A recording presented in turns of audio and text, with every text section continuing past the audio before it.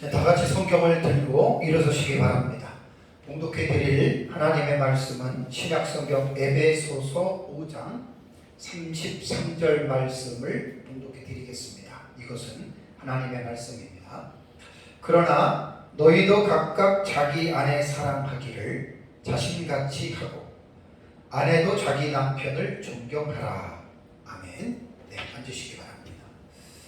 오전 예배에는 제가 31절과 32절에 대해서 말씀을 강론했습니다. 특별히 31절에 사도 바울이 창세기 2장 24절의 본문의 말씀을 인용해서 남자가 부모를 떠나 아내와 합하여 그 둘이 한 몸이 되라라고 하는 이 말씀을 인용을 했는데 그 말씀의 의미가 아주 신비스러운 말씀이죠. 그래서 이제 그 비밀이 크도다라는 이제 이러한 표현을 했습니다. 그리고 나서 이제 바울은 그 32절 마지막 부분에 나는 그리스도와 교회에 대하여 말하노라라는 말을 이제 했습니다.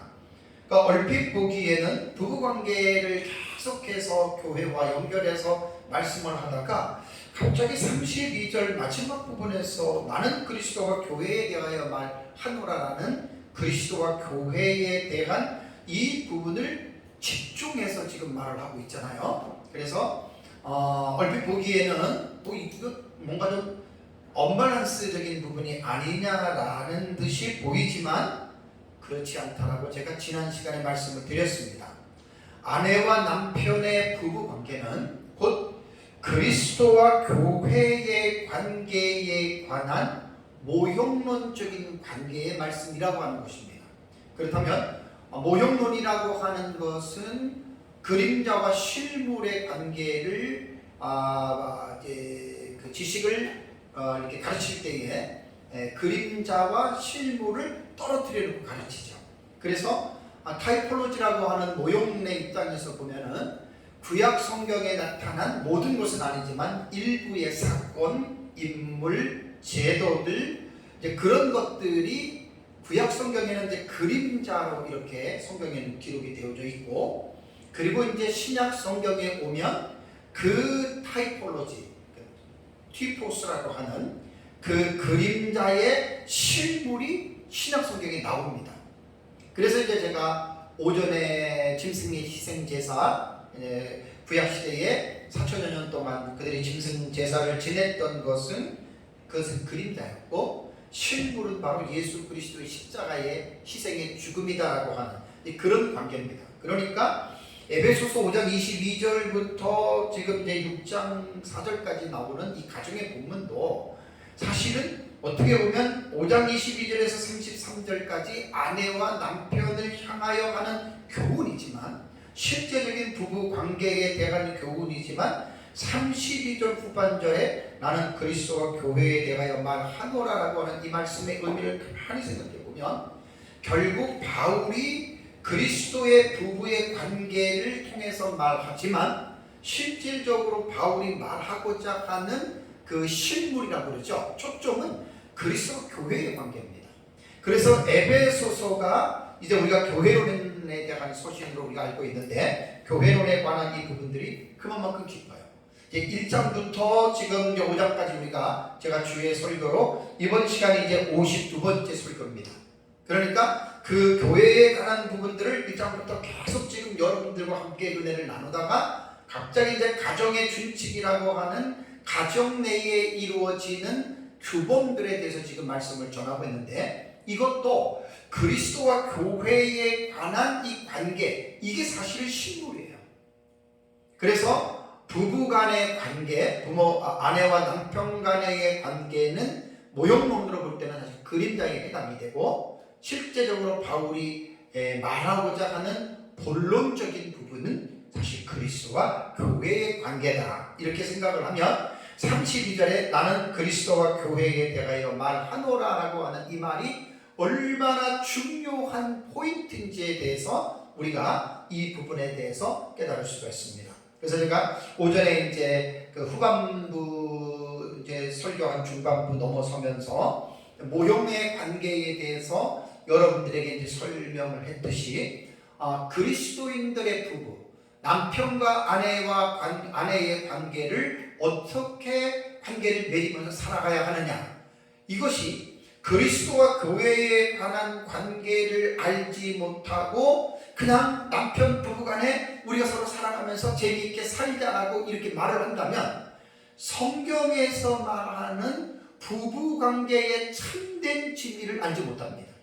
그래서 제가 오전에 말씀드릴 때 만약에 불신자들, 예수 그리스도를 알지 못하는 사람들이 부부가 인고 부부처럼 싸우지도 않고 행복하게 산다, 그것이 잘못됐다는 게 아닙니다. 도덕과 윤리적인 측면으로 볼 때에도 양심의 선에서 싸우지 않고 행복하게 살 수가 있습니다. 그런데 불신자들은 그리스도와 교회에 관한 관계를 모르기 때문에 바울이 지금 에베소서 5장 22절에서 33절에 말하는 것처럼 남편이 아내에게 교회가 주께 복종하듯이 복종하라, 남편은 아내를 그리스도께서 교회를 위해 자신을 주신 같이 사랑하고 자기 자신처럼 사랑하라고 하는 이 부분을 불신자들은 이해를 할 수가 없고, 성경에서 말하는 이대로 예수 믿지 않는 사람들은 부부관계 할 수 없습니다. 되게 지금 중요한 부분입니다. 그래서 부부관계에서 교회가 이 에베소서의 본문을 그리스도와 교회의 관계에 초점을 맞추고 그리스도와 교회의 관계의 깊이를 깨닫지 못하고 그쪽 부분을 접어두고 남편은 아내를 사랑하고 아내는 남편을 사랑하고 복종하고 이렇게만 말을 한다면 그건 넌센스입니다. 그건 정말 에베소서에 기록된 부부간의 관계에 대한 이 부분을 본질을 모르고 그냥 말하는 것과 똑같다라고 하는 말입니다. 그러니까 아내와 남편의 관계인 부부관계와 그리스도와 교회의 관계는 원형이, 오리지널 폼이 그리스도와 교회의 관계고, 남편과 아내는 그림자입니다. 그러니까 그림자인 남편과 아내는 결혼을 해서 한 몸이 되는데 어떻게 부부관계를 맺어야 되냐면 그리스도와 교회의 관계를 통해서 이루어지는 그곳에서 정보와 지식을 얻어야 됩니다. 그게 에베소서 5장 22절에서 33절에 말하고자 하는 요점입니다. 그래서 그리스도인들의 부부는 그리스도와 교회의 관계를 깊이 깨달음으로 거기에서 교훈하는 그 관계에 나타나는 그리스도가 교회를 어떻게 대하고 교회가 그리스도를 어떻게 대하는지에 대한 이 부분을 명확하게 이해하고 그러한 모델을 가지고 아내와 남편이 살아간다면 그것이 하나님이 결혼을 통해서 부부관계를 통해서 하나님께서 주시는 복이라고 하는 것을 우리는 분명하게 기억을 해야 됩니다.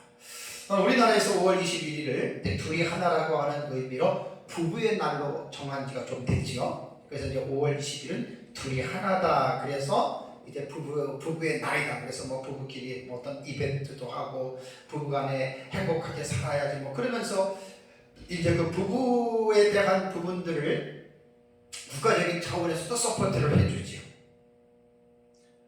모든 사람들이 가정의 행복은 부부부터 시작이 됩니다. 부부가 행복하면 가정이 행복합니다. 그리고 모든 가족들은 자기들의 가정이 행복한 가정이 되기를 다들 원하고 있습니다. 그런데 현실은 어떻지요? 이혼율, 또 부부간의 어떤 그 싸움, 별거, 그 다음에 가족 간의 불화들, 정말 너무너무 심각합니다.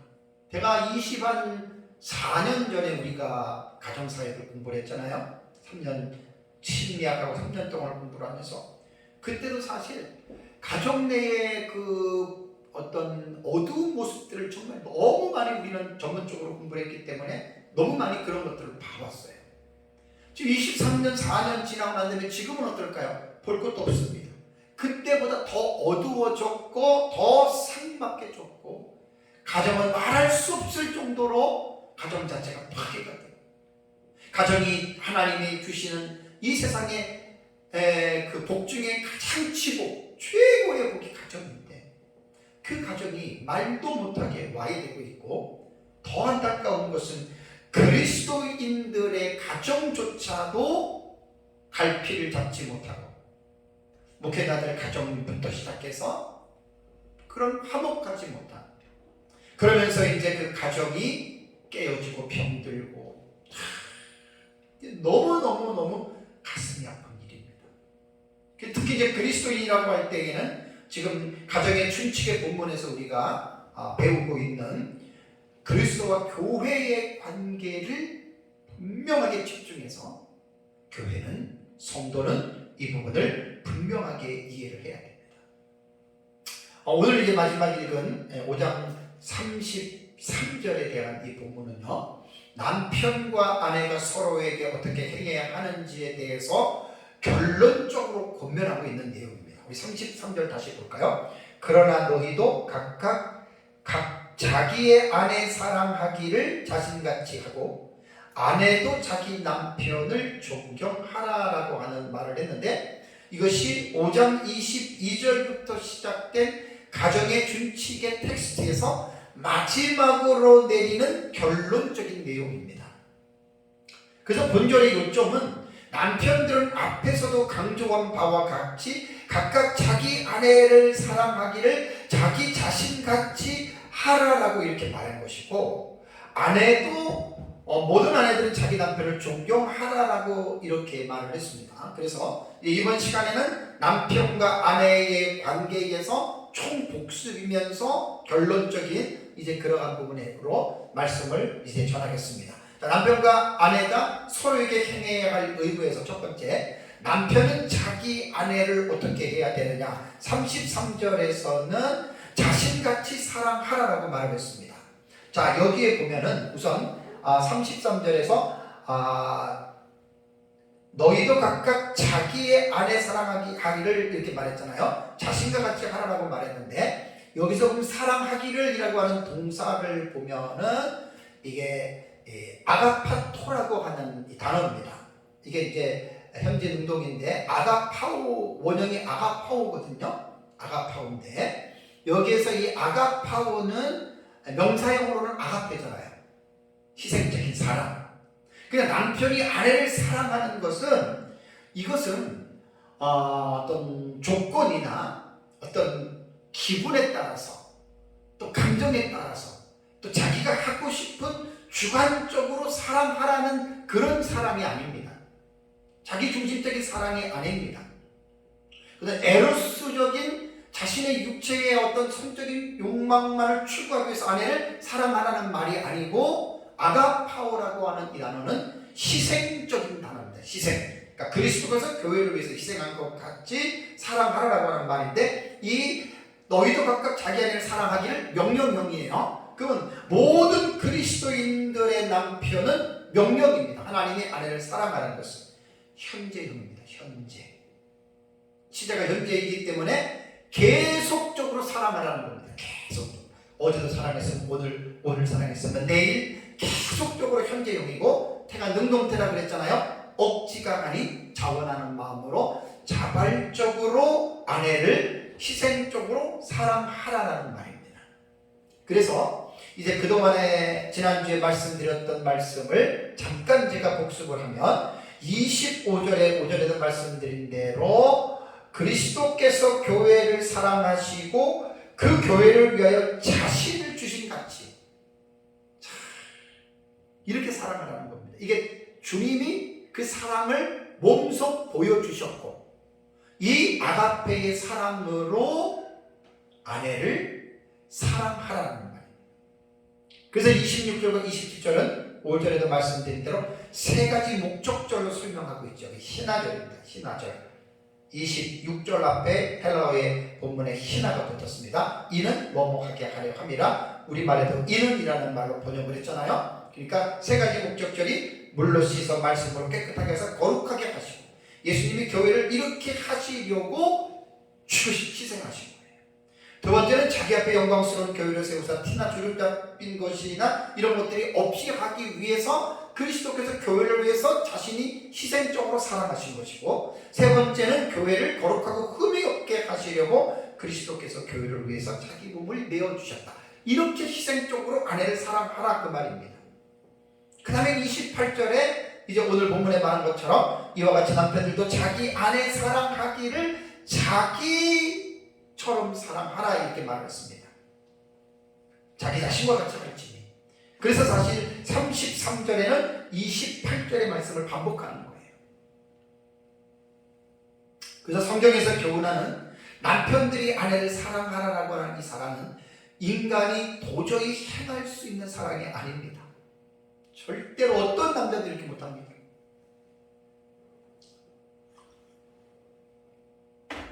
어떤 남자도 이런 사랑을 못합니다.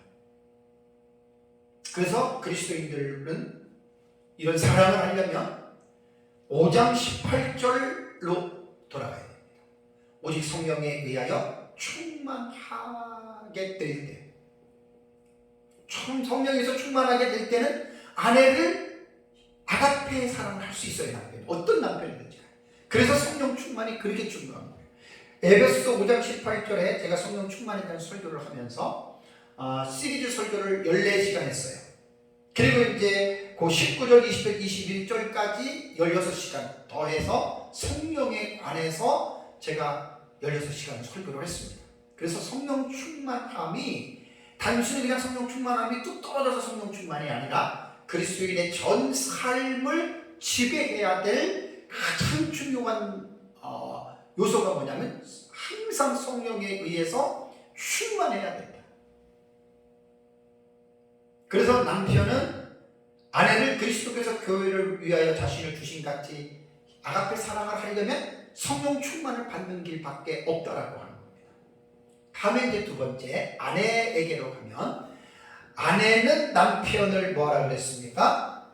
자기 남편을 존경하라. 자기 남편을 존경하라 그랬습니다. 이것도 이제 아내에 대한 말씀을 22절과 24절의 말씀을 지난주에 설교했던 내용을 잠깐 제가 복습을 하면, 아내들은 자기 남편을 복종하기를 주께 하듯 하라라고 말했습니다. 그러니까 그냥 아내들도 자기 기분과 감정의 여하에 따라서 어떤 조건에 따라서 남편에게 복종하는 것이 아니라 남편에게 복종하는데, 그것이 모델이 뭐냐면 교회가 주께 하듯, 우리가 교회가 주 그리스도에게 복종하기를 주께 하듯 하라는 겁니다. 아내에 대해서 왜 남편에게 복종하라고 했냐면, 남편이 아내의 머리됨이 그리스도께서 교회의 머리됨과 같다고 23절에 말을 했고, 24절에 다시 반복으로 그러므로 교회가 그리스도에게 하듯 아내들도 범사에 자기 남편에게 복종할지어다. 그래서 아내가 남편에게 복종하는 태도를 볼 때 이것이 명령 현재 중간태라 그랬죠. 명령이기 때문에 모든 아내들 남편과 마찬가지로 들어야 되고, 현재형이기 때문에 기분 좋을 때만 복종하고 기분 안 좋을 때는 안 하는 게 아니라 계속적으로 현재이기 때문에 계속해서 남편에게 복종하라는 말이고, 중간태이기 때문에 중간태는 자기 자신을 위하여 스스로 하는 거예요.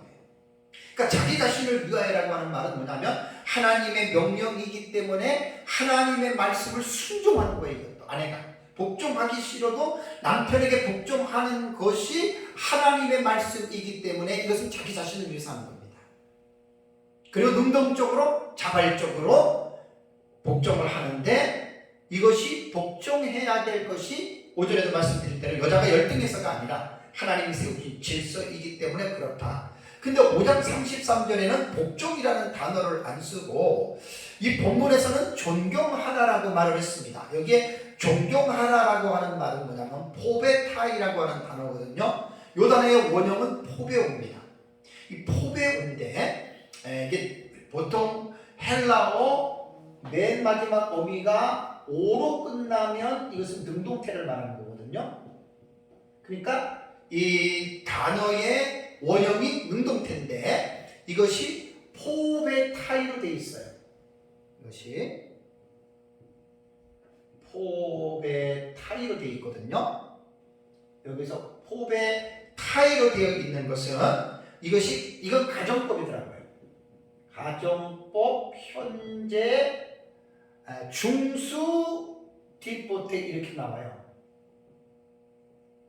이것은 이제 성도들은 뭐 몰라도 되지만 설교자들은 이 동사를 분해해야 되거든요. 동사를 분해할 때 왜 동사를 분해하냐면 가정법 현재이기 때문에, 직설법은 아닙니다. 가정법 현재이기 때문에 가정법 현재는 계속적 용법으로 해석을 합니다. 그러니까 아내는 자기 남편을 존경해야 될 것이 가정법 현재니까 계속 그렇게 하라는 거예요.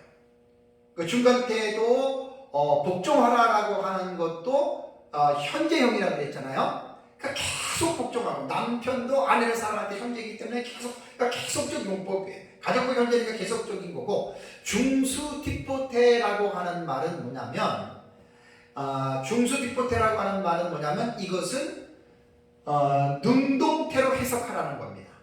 디포넌트 동사가 이제 타고, 이 디포넌트 동사가 태어날 때 보면은 그 수동이나 중간태로 태어나거든요. 태어날 때. 근데 능동태는 아까 말한 대로 끝이 오로 끝난다 그랬잖아요. 그러니까 이거는 존경하라라고 하는 말이 뭐냐면, 포베타이는 이게 이제 중수 뒷보태인데, 이거는 뭐냐면 수동태나 중간태보다는 능동으로 해석하라는 건 뜻입니다. 뒷보는 동사는 원래.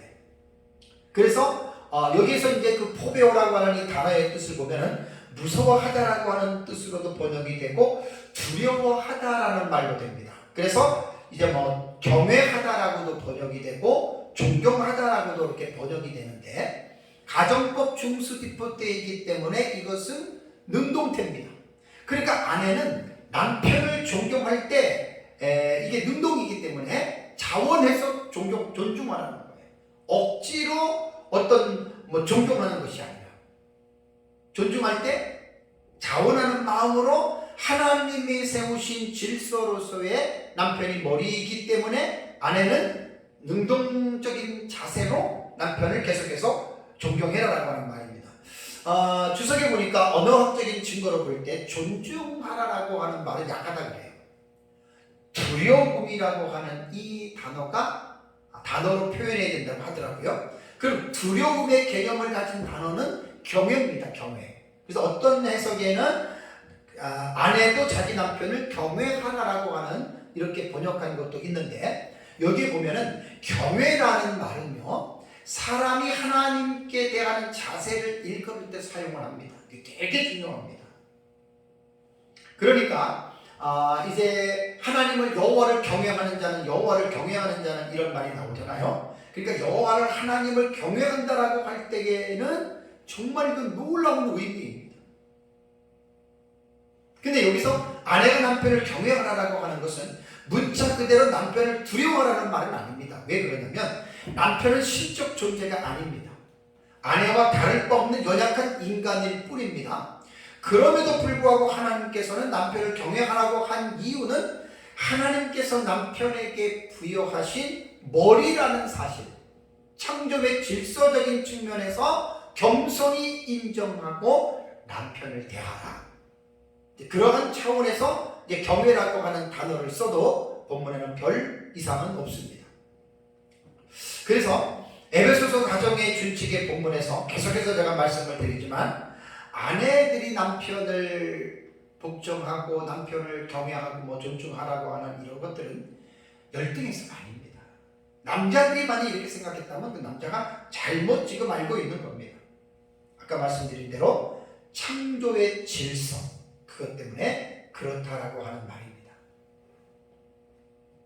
그래서 우리는 그리스도인들은 계시 의존 사색을 통해서 우리는 모든 것을 생각하잖아요. 하나님의 말씀이 무엇이라 우리에게 말을 하느냐.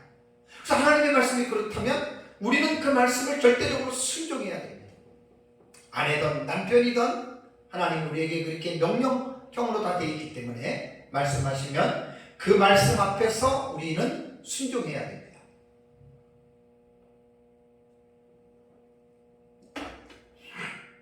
특히 동사에서 태는 잘 봐야 됩니다.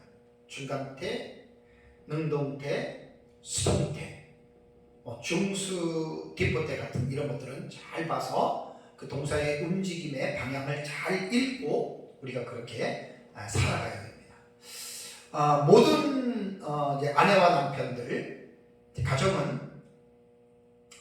그 부부관계가 제일 중요하다고 그랬어요. 그래서 제가 이제 이 본문 이후로 좀 이제 가정에 대한 중요한 부분들을 한 6가지 정도 제가 함께 은혜를 마지막 부분으로 제가 은혜를 지금 나누려고 합니다. 아름답고 행복한 부부관계를 유지하기 위해서 몇 가지 알아야 할 중요한 사실들을 말씀을 드립니다. 첫 번째는 가정의 핵심은 부부입니다.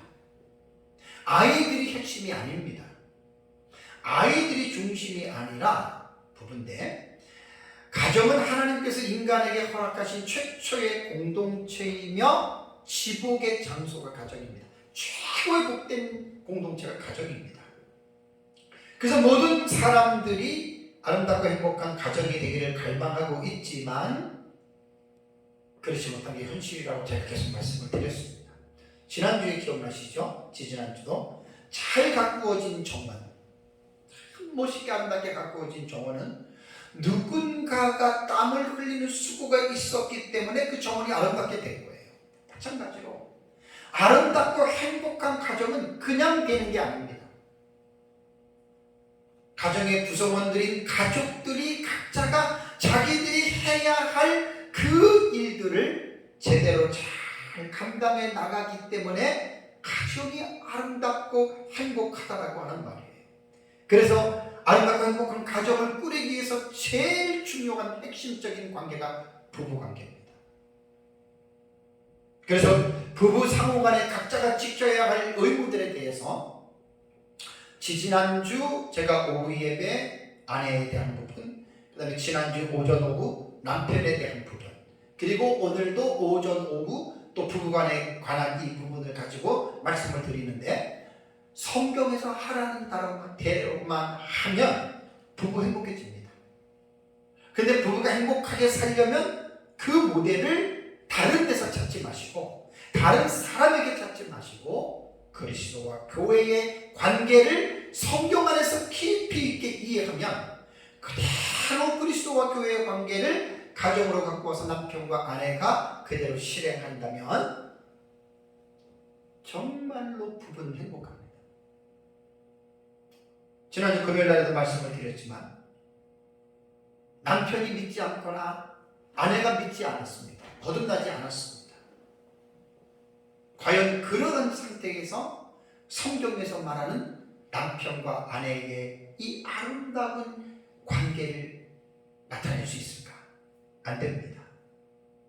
그러니까 겉으로 볼 때는 아내가 순종하고 남편이 아내를 막 사랑해주고, 그거는 웬만한 사람들이 할 수 있는 모습들인데, 성경에서 말하는 것처럼 아내가 남편에게 복종할 때 교회가 주께 복종하듯이 해야 되는데, 그건 안 믿는 사람들은 모르잖아요.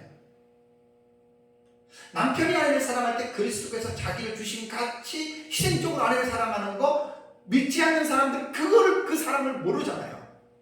그렇기 때문에 불신자들이 아무리 인고 부부로 아무리 부부간에 행복하게 산다 그러더라도 성경에서 말하는 부부관계의 깊이를 그들은 이해할 수 없습니다.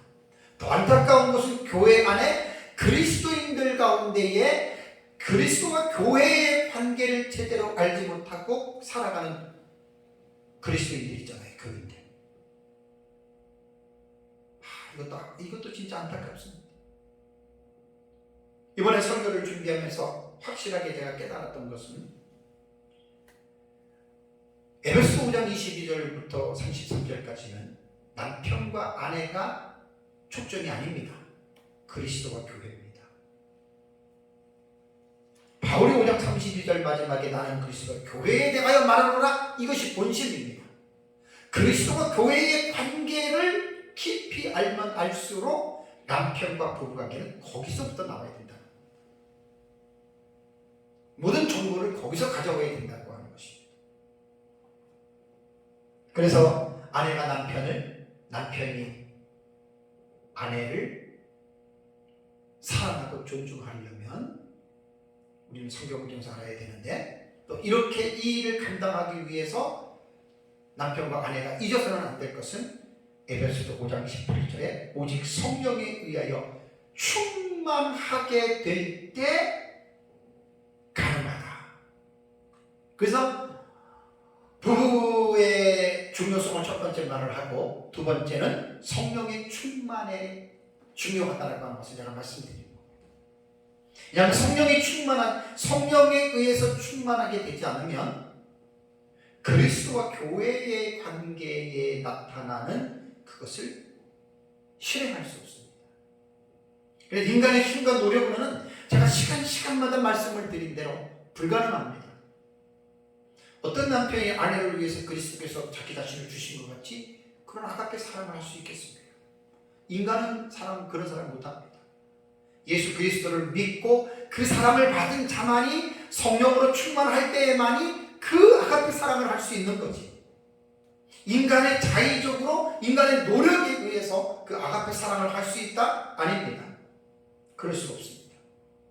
그래서 에베소 5장 18절 말씀처럼 오직 성령에 의하여 충만하게 될 때 부부관계는 정상적인 성경에서 말하는 그 관계를 들어갈 수 있다. 자, 세 번째는 부부간에 잘못했을 때에 대한 부분을 좀 말씀드리려고 합니다.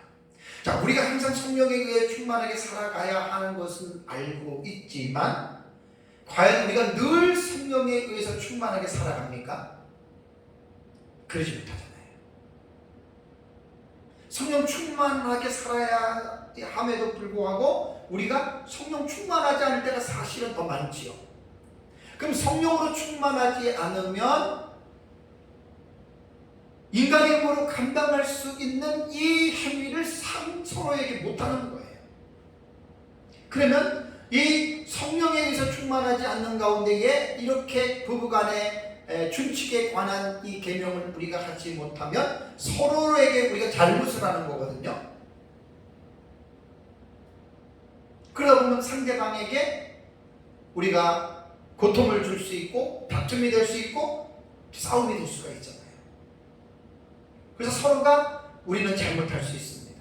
많이 우리는 잘못합니다. 부부간에 성령이 충만할 때는 안 그러지만 성령이 충만하지 않을 때는 늘 부부간에 다투고 싸우고 등 돌리고, 그게 사실 현실적인 우리의 모습 아닙니까? 이번에 제가 세 번째 말씀드리는 거는 그렇다면 우리가 잘못하잖아요. 안 할 수 없잖아요. 그 잘못하면 우리는 어떻게 해야 되느냐? 잘못한 것을 깨달았을 때는 고백해야 됩니다. 남편이 아내에게, 아내가 남편에게 우리가 잘못했다라고 하는 이 사실을 상대방에게 알리고 고백하고, 그것이 우리 기독교 용어로서는 회개라고 하는 용어입니다. 우리가 그렇게 하지 못했다면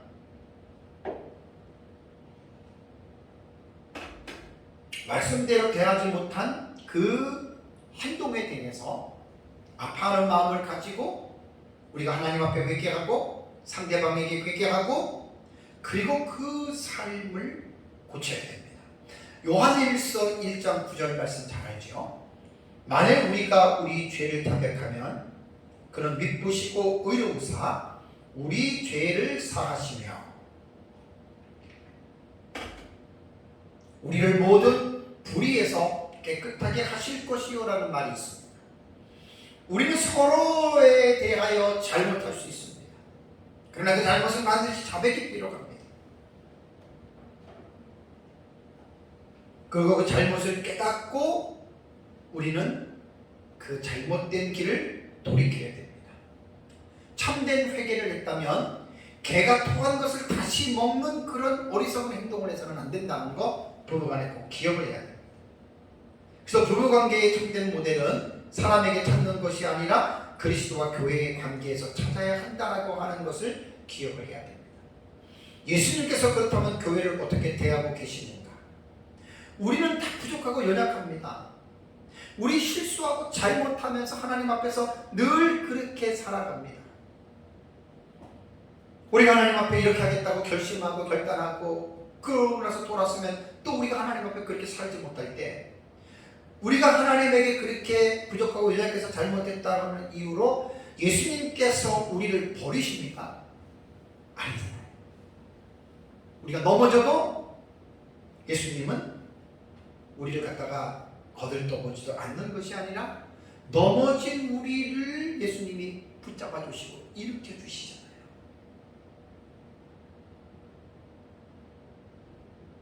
교회와 그리스도의 관계입니다. 이게 교회와 그리스도의 관계입니다. 이게 거기서 나오는 거죠. 연약한 우리를 사랑으로 용납하시고 계속해서 붙들어 주신다는 것을 알고 우리는 서로 회개해야 되고, 네 번째는 뭐냐면 상대방이 나에게 잘못을 인정하고 구했을 때에는 서로 용납해야 됩니다. 우리는 어떤 부부든지 간에 서로에게 잘못을 안 하는 부부는 한 사람도 없습니다. 조금이라도 다 서로에게 잘못을 합니다. 개인의 부부 간에 차이가 있어서 많이 그럴 수도 있고 적게 그럴 수도 있을 그 정도지, 분명히 모든 부부들은 서로 잘못하면서 살아갑니다. 그 이유는 불완전한 존재이기 때문에 그렇습니다. 여기에서 우리가 그리스도께서 교회인 우리가 주님 앞에 거듭 잘못하고 우리가 회개할 때 예수님이 우리를 용서해 주시고 용납해 주시잖아요. 자, 이런 뜻이 이제 부부 관계에서도 서로에 대한 이 잘못들이 시인이 됐을 때 용납해야 됩니다. 자, 에베소서 4장 2절 보겠습니다. 에베소서 4장 2절은 전에 에베소서 본문을 설교할 때 말씀을 드렸는데, 에베소서 4장 2절을 보면 모든 겸손과 온유로 하고 오래 참음으로 사랑 가운데서 어떻게 해요? 서로 용납하고 그랬습니다. 서로 용납해야 되는 삐자. 여기서 동사 용납하고라고 하는 말은 뭐냐면 아네코메노이라고 하는 단어거든요. 아네코메노이라고 하는 이 단어는 원형이 아네코입니다. 이 동사는 분사입니다. 분사로 본문에서는 사용이 됐습니다. 명령적 분사라고 해요. 시제는 현재고 태는 중간태입니다. 그럼 이제 하도 많이 제가 동사를 분해해서 말씀을 드렸기 때문에 제가 이렇게 딱 말하면 여러분들은 이제 알아듣습니다. 명령적 분사이기 때문에 모든 그리스도인들에게 주어진 말입니다. 마지막에 서로 용납하라고 했습니다. 중간태는 자기 자신을 위해서 능동적으로 상대를 용납하라는 말이고, 현재는 계속적입니다. 계속 그렇게 하라는 말입니다. 그래서 용납해야 될 대상은 한쪽만 말하는 게 아니라 알렐로리라고 하는 이 말은 서로입니다. 서로가 서로에게 용납을 하라고 말입니다. 계속해서 말씀드리지만 부부는 연약한 존재입니다.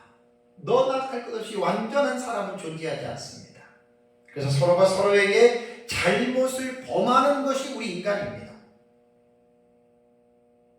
잘못을 범할 때 때로는 상대가 나에게 잘못을 빌지 않을 때라도 서로 용납하는 자세를 가지라는 말입니다. 여기 용납한다라고 하는 뜻은요, 아네코메노이라고 하는 이 뜻은 상대에 대하여 참는 것을 말하는 거예요. 벌컥 화를 내거나 막 그게 아니라 용납은 일단은 상대에 대해서 참는 거예요. 그리고 더 나가서 상대를 받아들이는 거. 꼴도 보기 싫으니까 등 돌리고 각방수 이게 아니라 그냥 받아들이는 게 이게 용납, 아네코메노이라고 하는 단어의 뜻이에요. 그리고 또 버티거나 견디는 거. 마음에 안 들으니까 싸우고 헤어져 갈라가 이게 아니라 그냥 버티고 견디는 것. 이게 아네코메노이라고 하는 아네코의 헬라어 단어에 대한 의미입니다. 그래서 제가 용납한다라고 하는 우리말의 사전을 찾아보니까 우리말의 뜻도 너그러운 마음으로 남의 말이나 행동을 받아들이는 게 우리말의 용납한다는 말입니다. 툭하면 싸우잖아요, 부부간에. 왜냐하면 인간이기 때문에 늘 서로 실수하고 잘못합니다. 그럴 때마다 상대방의 말이나 행동을 상대방을 어떻게 해요? 거절하지 말고 받아들이라는 말이에요. 참으라는 말이에요. 견디라는 말이에요. 이게 아네코라고 하는 용납하라라고 하는 그 말씀이 우리에게 주고 있는 교훈입니다. 사도 바울은 골로새 교회 성도들에게 피차 용서하고 용납해야 하는데 이것도 자기 기분이나 감정에 따라서 하라는 게 아니고 분명한 모델을 제시하고 있어요. 골로새서 3장 13절을 볼까요? 여기 보시면 분명하게 모델을 말하고 있습니다. 골로새서 3장 13절을 보면 누가 누구에게 불만이 있거든 서로 용납하여 피차 용서하되. 자, 용납하고 피차 용서하되 그랬습니다. 그 다음에 뭐라 그랬죠? 주께서 너희를 용서하신 것 같이 너희도 그리하라. 그렇게 말했잖아요. 그러니까 교회와 그리스도와 교회의 관계에서 이 샘플이 모델이 어디서 나오냐면 주께서 우리를 용서하신 것 같이 서로 용서하고 받아들이라는 말이에요. 여기서 용서하되라고 하는 카리조마의 논의는 원형이 카리조마이에요. 이거는 오로 끝나지 않고 오마이로 끝나기 때문에 이것은 능동형의 원형이 없습니다. 이런 단어가. 이것도 동사가 분사거든요. 명령형 분사거든요. 이것도 현재고 이것은 능동태가 없기 때문에 중수디포태라고 합니다. 중수디포태는 뭐냐면 간단하게 능동으로 해석하라 이거예요. 이 단어는 태어날 때부터 오마이 동사라 그래요. 오마이라고 하는 그 동사 끝에 어미에 오마이라고 하는 동사가 딱 붙으면 얘는 중간태 아닌 수동태입니다. 거의 수동태일 확률이 많습니다. 그러니까 카리조마이가 원형인데 오로 끝나지 않았기 때문에 이 단어는 능동태가 없는 거예요. 그러니까 태어날 때는 이것이 수동태로 태어났지만 중수디포라고 하는 말은 뭐냐면 수동태로 읽지 말고 중간태로 읽지 말고 이것은 능동태로 해석해라 그런 뜻이거든요. 그러면 여기서 용서하라라고 하는 말은 뭐냐면 하기 싫은 거 억지로 그런 개념이 아니에요. 능동태이기 때문에 자원하는 마음으로 상대를 용서해 주라라고 하는 말입니다.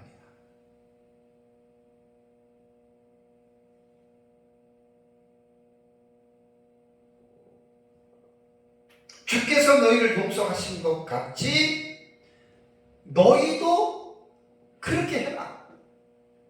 주께서 너희를 용서하신 것 같이도 이게 대포되거든요. 그 그리스도께서 자원하는 마음으로 우리 용서해 주는 거예요. 우리가 얼마나 정말 주님 앞에 죄를 많이 짓습니까? 솔직한 얘기로 우리 그리스도인들 다 한번 생각해 보십시오. 게으르고 낙태하고 하나님의 뜻대로 산다고 말을 하면서도 얼마나 우리가 하나님과의 관계에서 그 관계를 얼마나 많이 깨뜨립니까? 우리를 말하는 거예요. 그런데도 주께서 너희를 용서하신 것 같이 과거의 십자가에서 우리의 모든 죄와 허물을 용서해 주신 것으로 끝난 게 아니라 지금 현재에도 부족하고 연약해서 우리가 하나님 앞에 주님 앞에 잘못하고 있는 그 잘못까지도 예수 그리스도께서는 지금도 우리를 용서해 주고 있다 이 말입니다. 그러니까 부부관계, 불완전한 관계인 부부가 얼마나 서로가 서로에게 잘못을 많이 하겠습니까? 아침에 잘못하고 점심에 잘못하고 저녁에 잘못하고 우리 그럴 수 있잖아요. 그렇더라도 주님은 우리가 죄를 질 때 잘못할 때 우리가 자백하고 회개하면 주님이 우리를 계속해서 용서해 주듯이 너희도 그렇게 서로 용서하고 용납하라 그 말입니다. 예수님은 제자들에게 누가 누구에게 혐의가 있거든 7번씩 7번이라도 용서해 주라고 말했죠. 마태복음 18장 22절에 예수께서 이르시되 네게 이르노니 7번뿐 아니라 7번을 70번까지도 용서해 주어라. 사실 여러분, 용서는 상대를 위한 것인 것 같지만 그렇지 않습니다.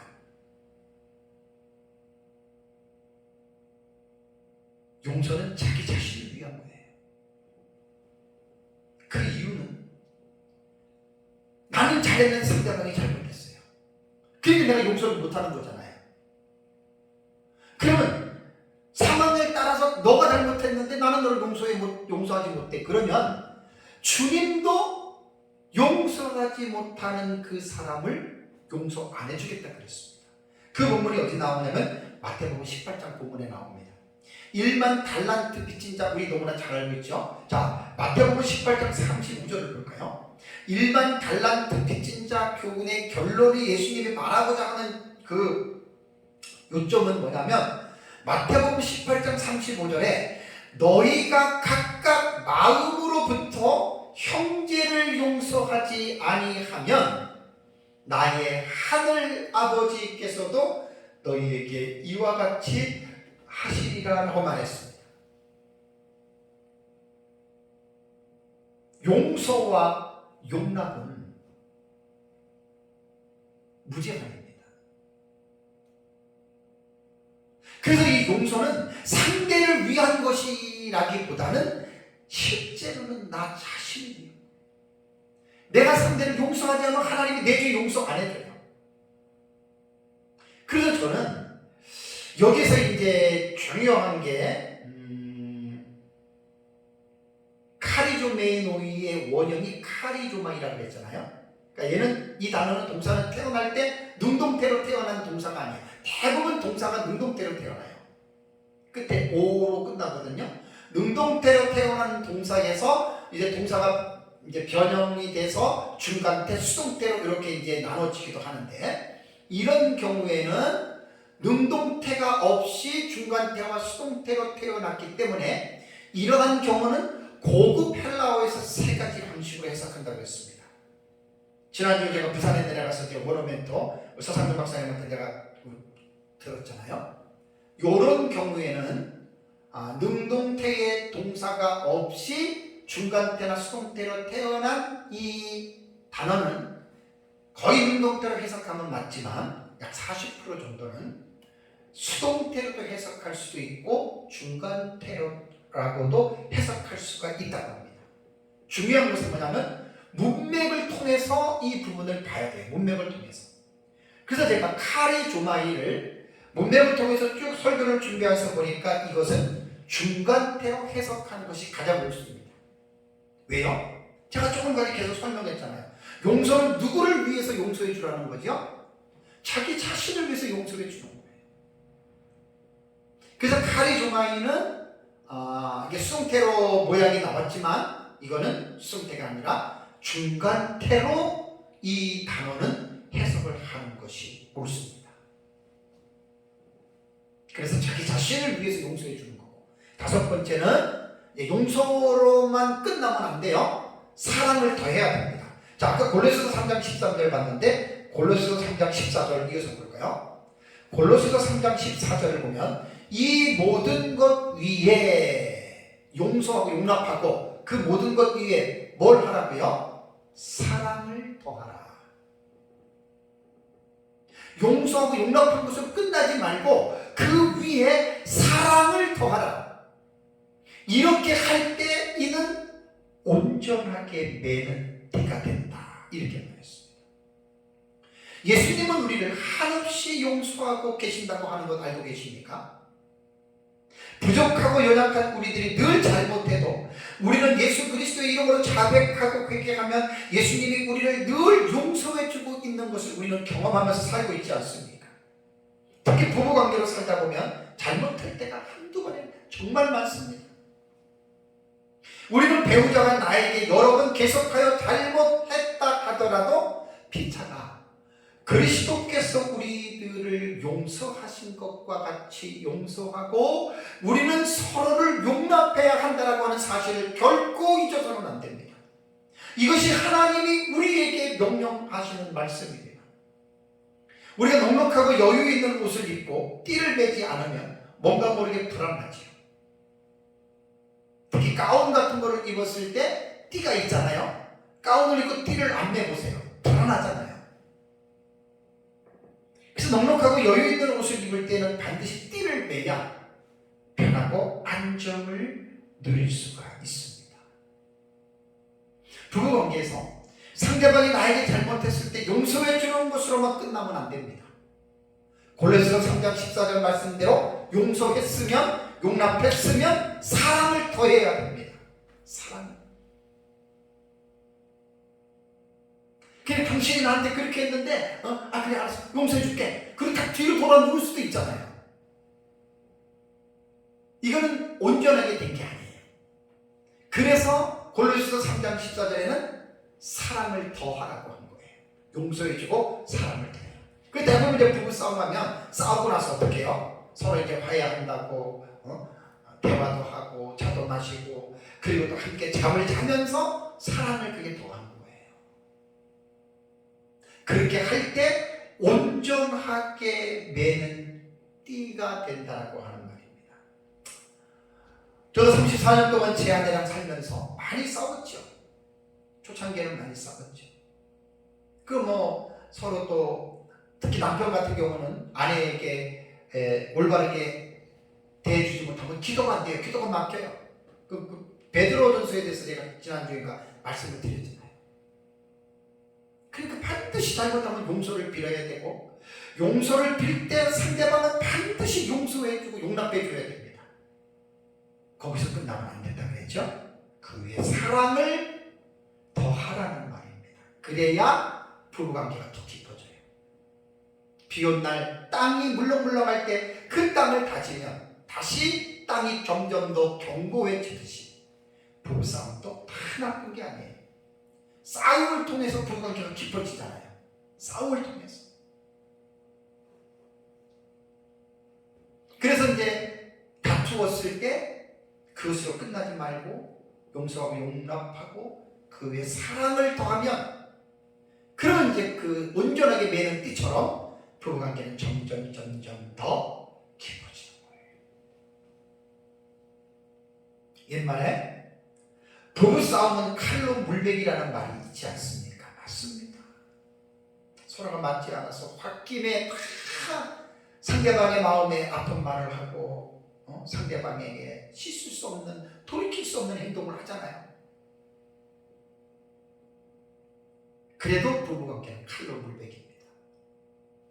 칼로 물을 베면 벤 것 같지만 다시 물은 또 합쳐지잖아요. 모든 부부들이 그렇습니다. 싸움이 없이 사는 건 좋습니다. 그러나 싸움이라고 아까 말씀드린 대로 다 나쁜 게 아니에요. 싸움을 통해서 상대방의 속내를 드러내잖아요. 그때 아닌가.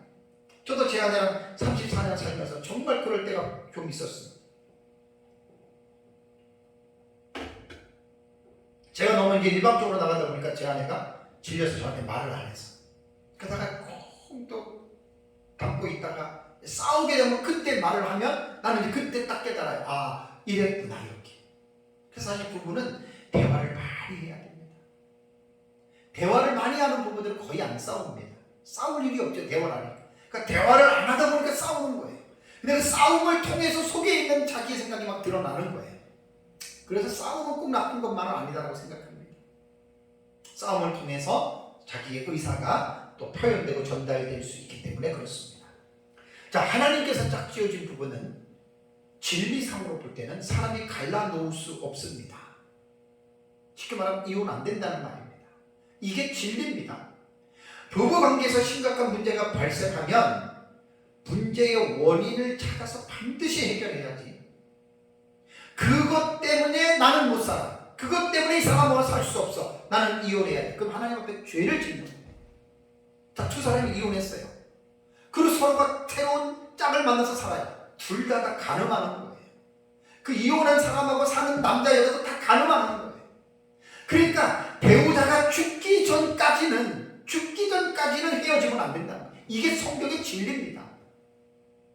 요즘은 그리스도인들도 서로 이혼하고 또 제각기 또 다른 사람 만나서 행복하게 산다고 사는데 하나님이 볼 때는 가늠하는 겁니다. 남편이나 아내가 죽으면 괜찮아요. 그러나 살아있다면 이혼한 것으로 인해서 다시 장가가거나 다시 시집가면 안 됩니다. 바울은 이혼했더라도 시집장가 가지 말고 있다가 다시 합하라 그랬지, 이혼하고 좋은 상대 만나서 결혼해라, 그런 말은 성경에 없습니다. 요즘 그리스도인들 가운데 이혼율이 점점 높아지고 있다고 합니다.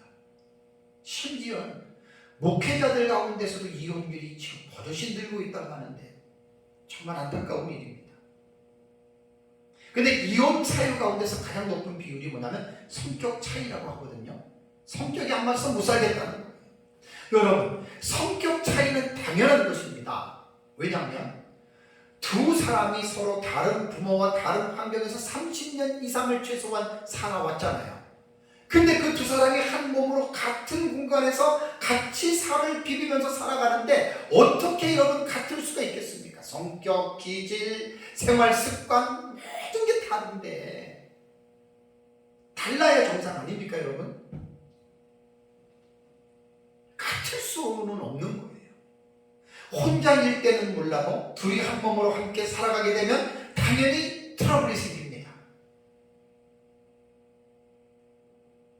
부부지간의 트러블과 다툼을 긍정적인 측면으로 볼 때는 이게 신앙적인 영적인 의미입니다. 서로의 싸움을 통해서 하나님은 서로를 다듬고 훈련시킵니다.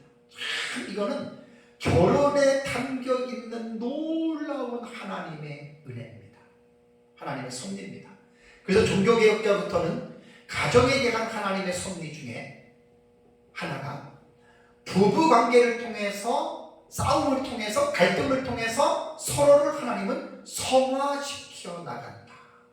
참 멋있게 루터가 관찰한 겁니다. 혼자 살 때에는 둘의 관계에서 나타나는 갈등을 겪을 필요가 없습니다. 근데 결혼하고 둘이 함께 살아갈 때는 갈등과 다툼들이 일어납니다. 그래서 루터가 말한 대로 부부 싸움은 다 나쁜 것이 아니라 싸움을 통해서 하나님은 각자를 예수 그리스도의 인격을 담게 하시는 성화의 과정으로 그 부부를 하나님이 다듬고 훈련시켜 나간다라고 하는 사실입니다. 부부는 서로의 다른 부분 때문에 다툴 때 누가 옳고 틀린 것은 아닙니다. 다를 뿐입니다. 그래서 부부는 서로지간에 배워야 할 스킬이 있습니다. 기술이 있습니다. 다른 부분을 대화를 통해서 조화롭게 잘 맞추어 가는 부부가 행복한 부부입니다. 이게 되게 중요한 겁니다.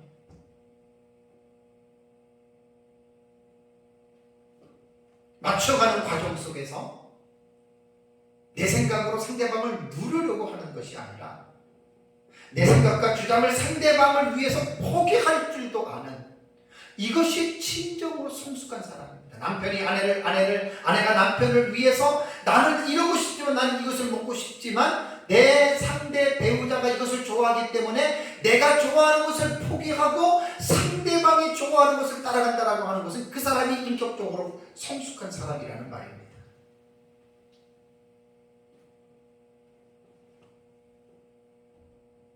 참 이게 정말 이 비밀이 크다라고 말했잖아요. 부부관계 정말 비밀이 큽니다. 가정사역자들이 사용하는 용어가 있습니다. 부부관계에서 우리는 돕는 배필인가 아니면 바라는 배필인가 라고 하는 용어인데, 6번째 제가 바라는 배필과 돕는 배필에 대한 부분을 말씀을 제가 드리겠습니다. 부부관계에 사는 것들을 보면, 가정사역자들이 정리한 것을 보면은 바라는 배필의 유형이 있고 돕는 배필의 유형이 있다라고 이렇게 말합니다. 돕는 배필의 유형은 어떻게 살아가냐면 상대방의 부족과 실수를 이건 내가 도와야 할 문제로 인식하고, 내가 이 사람의 이 부족을 도와주기 위해서 하나님이 사람을 만나게 했구나, 이렇게 생각한다는 거예요. 참 기가 막히잖아요. 그리고 또 하나는, 이 돕는 배필은 내가 배우자를 위해 무엇을 할 것인가를 생각하고 행동하는 거예요. 그러니까 자기 중심이 아니잖아요. 배우자 중심, 상대방의 중심이란 말이에요.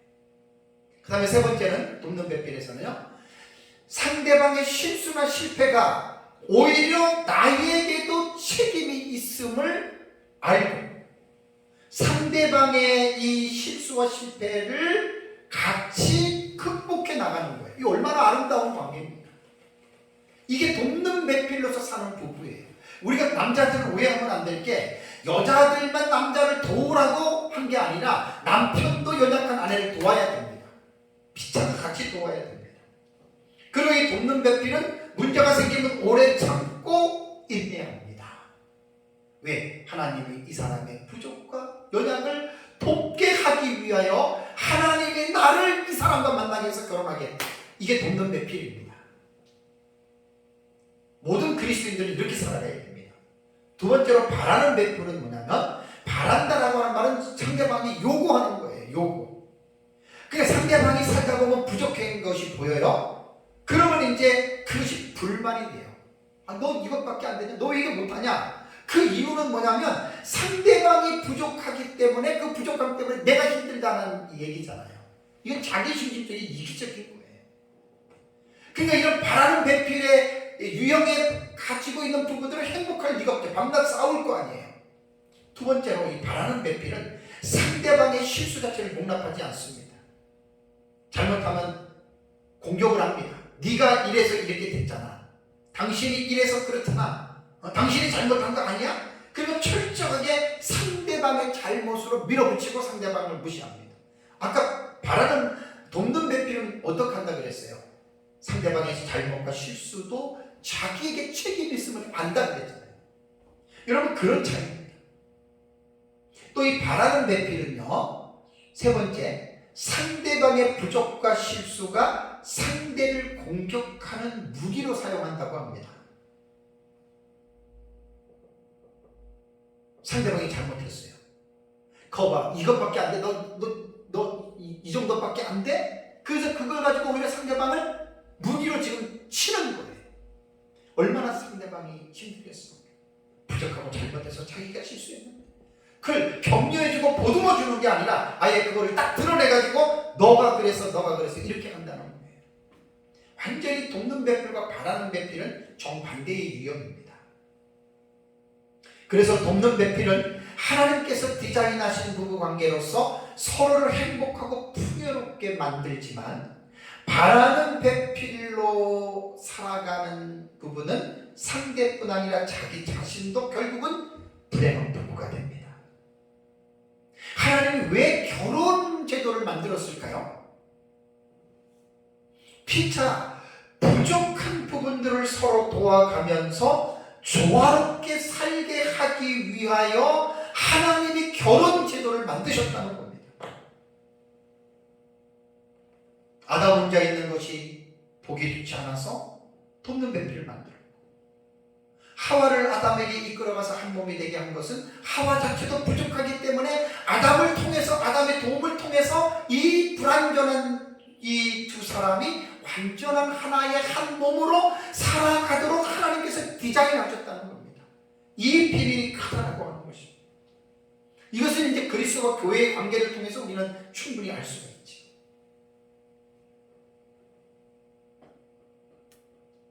그래서 부부관계의 서로의 부족과 연약은 돕는 배필로서 채우면서 살아가게 하셨다라고 하는 하나님의 의도를 잊어서는 안 됩니다.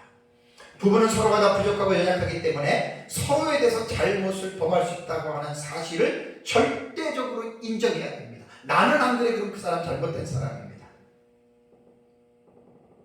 그리고 부부관계 속에서 바라는 배필이 아닌 돕는 배필로 살았을 때 그 부부는 진정으로 행복한 부부가 됩니다.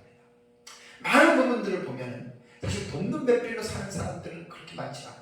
물론 이제 부부관계를 통해서 오랫동안 연단받고 이런 분들은 그 연단을 통해서 이제 나중에 그런 관계로 가지만 대부분 처음에 결혼하면 그렇게 살기가 힘듭니다. 바라는 배필로 삽니다.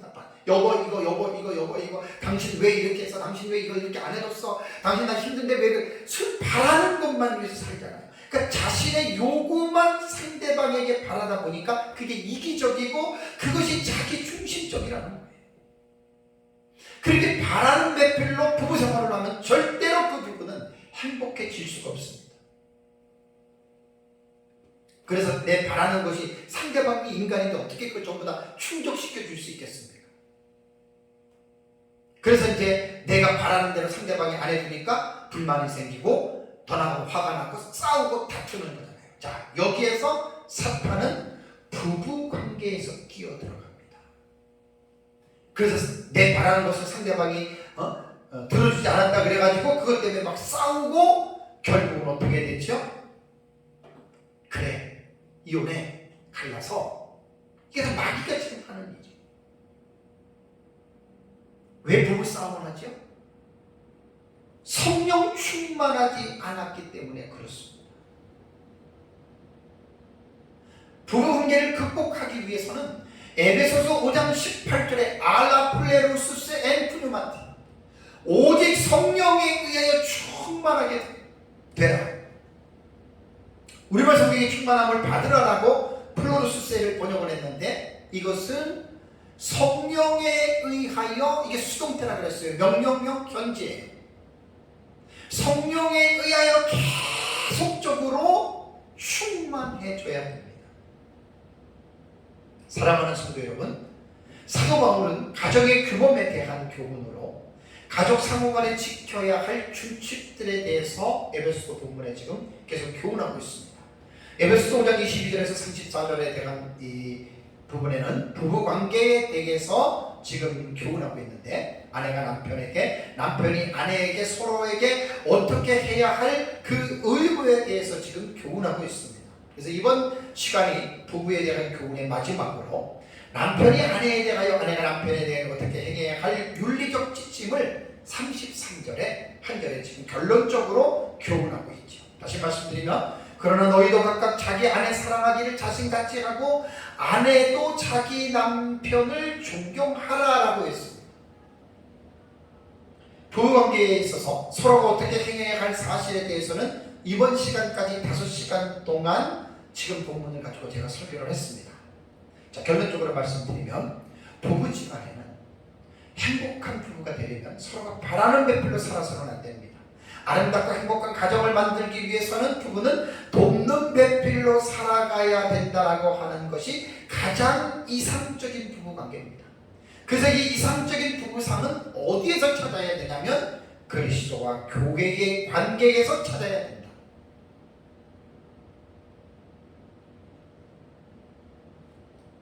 그래서 에베소 5장 22절에서 33절의 내용은 부부관계를 그리스도와 교회의 관계의 모형론으로 기록을 한 것이고, 그래서 부부가 아름답고 행복한 부부가 되려면 지난 시간에도 계속 강조했던 대로 그리스도와 교회에 대한 관계를 잘 배워야 됩니다. 잘 깨달아야 됩니다. 그래서 그리스도께서 교회를 어떻게 사랑하시고 양육하고 보호하시는지, 또 교회가 어떻게 그리스도에게 우리가 지금 복종하면서 존중하면서 살아가는지를 그리스도와 교회의 관계를 통해서 잘 배워서 그 모델을 그대로 부부끼리, 부부간에 실천함으로 말미암아 행복하게 살아가는 부부가 되기를 주님의 이름으로 축복합니다. 다 같이 함께 기도하겠습니다.